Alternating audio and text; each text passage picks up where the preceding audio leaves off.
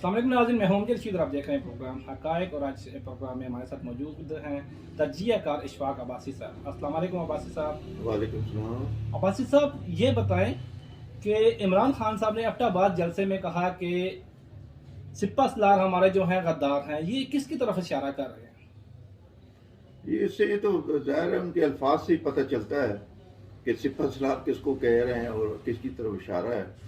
ये अक्लमंद के लिए इशारा ही काफ़ी है। बहरहाल मैं उसकी वजाहत करता चलूँ कि बात यह है कि ये शुरू दिन से इस मुल्क में इंतशार डालने की कोशिश कर रहे हैं, फसाद डाल रहे हैं, खाना जंगी की सूरत पैदा करने की कोशिश कर रहे हैं, सिर्फ अपनी कुर्सी के लिए, सिर्फ अपने इक़्तिदार के लिए।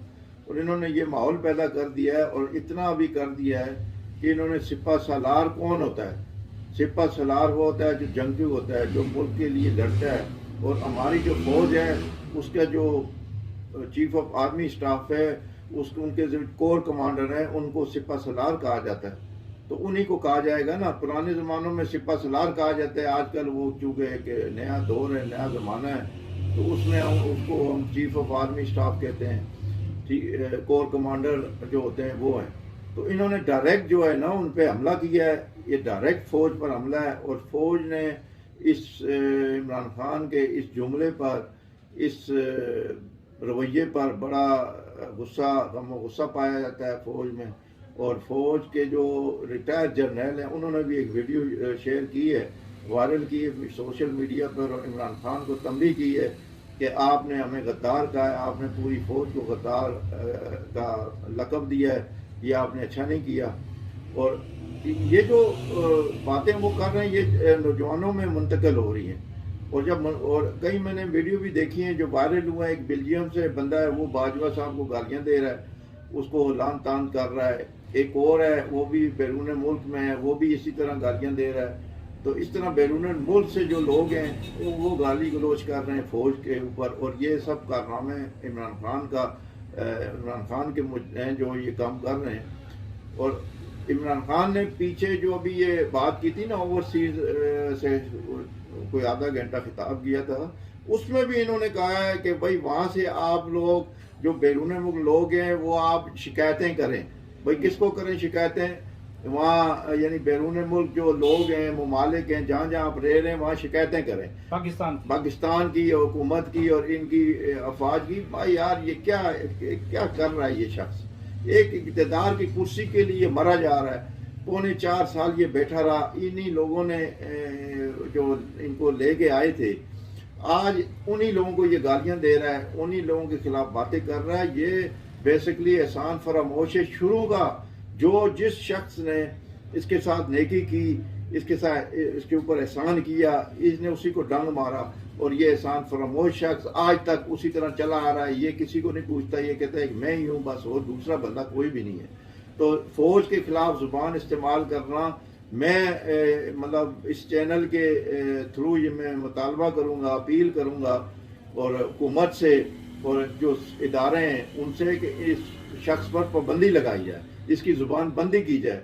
अगर नवाज शरीफ के खिलाफ ज़ुबान बंदी हो सकती है, उनके खिलाफ उनकी तकरीरों पे पाबंदी लगाई जा सकती है, तो इस पर भी लगाई जाए।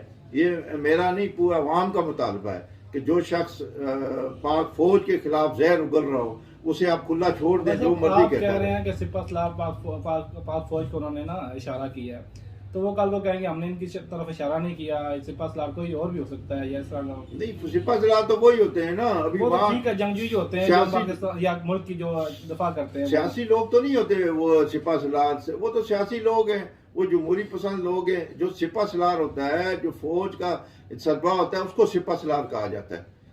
तो ये तो साफ जाहिर, अभी वो उसकी वजाहतें देता फिर है।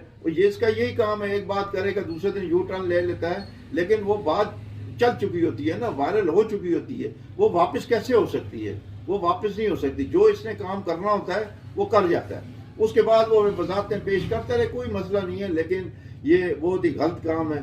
तो ये काम इमरान खान को ज़ैब नहीं देता कि वो फ़ौज के खिलाफ इस तरह खुल के बातें करे और नौजवानों में इतना जहर डाल रहा है कि उनके जहनों में, कि वो मेरा ख्याल है कोई 20-25 साल तक वो नहीं जाएगा उनके जहनों से। तो लिहाजा ये मुल्क के लिए अच्छी बात नहीं है, मुल्क में इंतशार डालने वाली बात है। अच्छा, नवाज शरीफ साहब लंदन में अचानक से एक इजलास जो है तलब कर रहे हैं, जिसमें वजीर आजम शहबाज शरीफ और उनकी काबीना शिरकत कर रही है। इस अचानक से जो इजलास है, इसकी क्या वजह हो सकती है? इसमें क्या फैसले होने जा रहे हैं? लेकिन जी वो कुछ जो मुल्की हालात हैं, माशी सूरत भी है, मुल्की हालात हैं, महंगाई है, बेरोजगारी है और कर्जों का बोझ है। तो उस सिलसिले में फिर इनकी इत्यादी जमातें हैं, कुछ इसे प्रेशराइज हैं, इतनी प्रेशर है, फिर इमरान खान की जलसे जुलूस, ये सारे वहाँ एजेंडा डिस्कस होगा। और सबसे बड़ा जो डिस्कस होगा वो नवाज शरीफ की वापसी का है कि नवाज शरीफ की वापसी किस तरह हो, किस तरह उनकी जो नाली है वो ख़त्म की जाए, किस तरह अदालतों में पेश हुआ जाए, किस तरह हुकूमत इनके मुतालिक काम कर सकती है। तो वो सबसे पहला एजेंडा तो वो होगा। दूसरा जो होगा, मुल्क के जो माशी सूरत है उस पर बातचीत होगी और एहतियाती जमातें हैं, जो खासकर पीपल्स पार्टी है उसकी पंजाब में जो है ना वो कुछ थोड़ा सा गड़बड़ है उनकी, वहाँ पर वो सेटल नहीं हो पा रहे। वो गवर्नरशिप मांग रहे हैं लेकिन गवर्नरशिप पंजाब नून वाले देना नहीं चाहते। तो वो भी कुछ बातें हैं और कुछ इलेक्शन के मुतालिक बातें होंगी। और अगर नवाज शरीफ जल्दी पाकिस्तान आ गए और उनकी नाली वगैरह ख़त्म हो गई तो फिर जल्दी इलेक्शन हो जाएंगे। ये मेरा अपना नज़रिया है, अपनी सोच है। लेकिन हो सकता है देर हो जाए, लेकिन जो सूरत जा रही है उसमें मुझे यही लगता है कि नवाज शरीफ को जल्द वापस बुलाया जाएगा। आपको क्या लगता है कि शहबाज शरीफ साहब नवाज शरीफ साहब को वापस लेके आ सकते हैं? जी बिल्कुल, क्यों नहीं, ये तो अभी भी आ सकते हैं, कोई मसला नहीं है। लेकिन उनकी जो केस हैं, जाली केस बनाए गए, वो अरशद मलिक ने, जज साहब, उन्होंने साफ वाज़ह कह दिया था कि मुझे ज़बरदस्ती फैसले कराए गए हैं। तो वो तो कोई मसला नहीं है उसमें। उस जो फैसला है, डिसीजन है, उसमें भी कोई करप्ट नहीं लिखा हुआ नवाज शरीफ के करप्ट है। वो मफरूज़ों पे सजाएं दी गई हैं, मफरूज़ों पे फैसले किए गए हैं। कोई गवाह नहीं है करप्शन का, कोई सबूत नहीं है। वो उस वक्त की जो बातें हैं वो सब जानते हैं। तो नवाज शरीफ वापस आएंगे, वापस आके उनकी ये नाली खत्म होगी। ये इसीलिए चीखो पकार कर रहा है। आज भी एक जलसा हुआ जेलम में, वहाँ वो चीखो पकार कर रहा है, वो नवाज शरीफ को लेने जा रहे हैं, वो आ रहा है, वो वहाँ भगोड़ा है, वो फलाना है। भाई इनकी जुबान देखें ना, आप इसकी जुबान देखें कि ये इतना चीखो पकार कर रहा है जैसे ये इक़्तिदार इसकी विरासत है। और भाई यहाँ कई लोग आए, कहीं चले गए, कई वज़ीर आज़म आए, अच्छे आए, बुरे आए, तगड़े आए, कमज़ोर आए, चले गए। लेकिन ये पहला वज़ीर आज़म है जो यानी एक तरीके से उसको फारिग किया गया, लेकिन फिर भी चीखो पकार कर रहा है। मतलब इसको अच्छा, इमरान खान साहब का जो है साफियों से गिला है, कहते हैं कि जब हमारी हुकूमत थी तो साफी बढ़ चढ़ के लेते थे कि महंगाई है, महंगाई है, महंगाई है। अब साफी क्यों नहीं आ गया, महंगाई क्यों नहीं नजर आ रही? आपको क्या लगता है कि महंगाई है या उसी तरह उस महंगाई रुकी हुई है या आगे बढ़ी है? नहीं, जहाँ तक महंगाई है, देखिए ना, महंगाई तो आगे बढ़ी है, ठीक है, महंगाई का कोई उसका तोड़ नहीं है। लेकिन वो कर रहे हैं, कोशिश कर रहे हैं कि उसको टाइम चाहिए, हम टाइम। अभी जब इमरान खान आया था इक़्तिदार में, उसने साफियों को बुला के ये कहा था कि मुझे 3 महीने दे दें, 3 महीने आप तनकीद ना करें। उसके अलावा उस वक्त आसिफ गफूर एक हमारे ISPR के DG थे, उन्होंने भी ये कहा था साफियों को कि भाई हुकूमत को टाइम दे, 90 दिन दें, 3 महीने का टाइम दें। अभी नई आई है तो कहाँ करेगी काम, ठीक है। अभी आप 3 महीने हुए, उसके बाद बोलते हैं नहीं वे 6 महीने बाद करेंगे, फिर 6 हुए, 1 साल बाद, 2 साल, वो तो टाइम लेते चले गए। लेकिन इन्हें अब 1 महीना भी नहीं हुआ अभी, तो उन्हें आपने तनकीद का निशाना बनाना शुरू कर दिया। भाई उन्हें 2-4 महीने दें, वो सेटल करेंगे। उनके पास मुआशी टीम मौजूद है, अच्छी टीम मौजूद है, और वो इंशाल्लाह इस मुल्क को अच्छी डगर पे, पटड़ी पे चढ़ाएंगे और इसको उसी तरह तरक्की और खुशहाली की जानिब लेके जाएंगे। महंगाई है, वो नहीं, बंदा नहीं कह सकता कि महंगाई नहीं है, बल्कि बड़ी है। लेकिन उसको कंट्रोल करेंगे, कुछ टाइम लगेगा ना।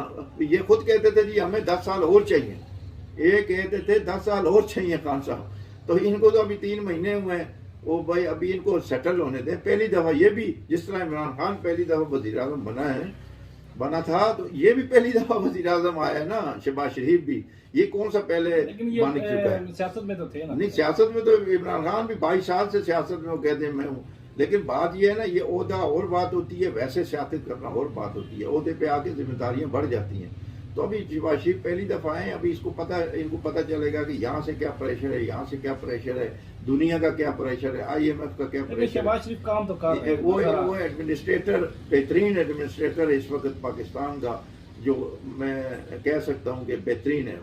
लेकिन उसको थोड़ा टाइम चाहिए ना, टाइम होगा तो इंशाल्लाह सब सेटल हो जाएगा, महंगाई को भी कंट्रोल करेंगे और सब बेहतर होगा। अभी तो इसहाक डार जो हमारे इनके जो मेन वजीर खजाना है वो बाहर बैठे हुए हैं। जिस दिन उन्होंने आके चार्ज संभाला तो इंशाल्लाह वो कह रहे हैं मैं डॉलर को 160 तक लेके आऊंगा। तो वो पहले भी एक दफा इस तरह दावा किया था और शेख शहीद ने बोला था ये लेके आए तो मैं इस्तीफा दे दूंगा, लेकिन वो लेके आए लेकिन उनका इस्तीफा नहीं आया आज तक। तो ये बात है, ये चलता रहेगा। वो कह रहे होंगे दोबारा लेके आएंगे तो फिर इस्तीफा दूंगा। हाँ, अभी दोबारा वो इस्तीफे की तरफ जाएंगे तो फिर देखेंगे। ठीक है अब्बास साहब, बहुत बहुत शुक्रिया, आपने हमें ज्वाइन किया। नाज़रीन, आज का वक्त खत्म हुआ, इसके साथ इजाज़त दीजिए। अल्लाह हाफिज़।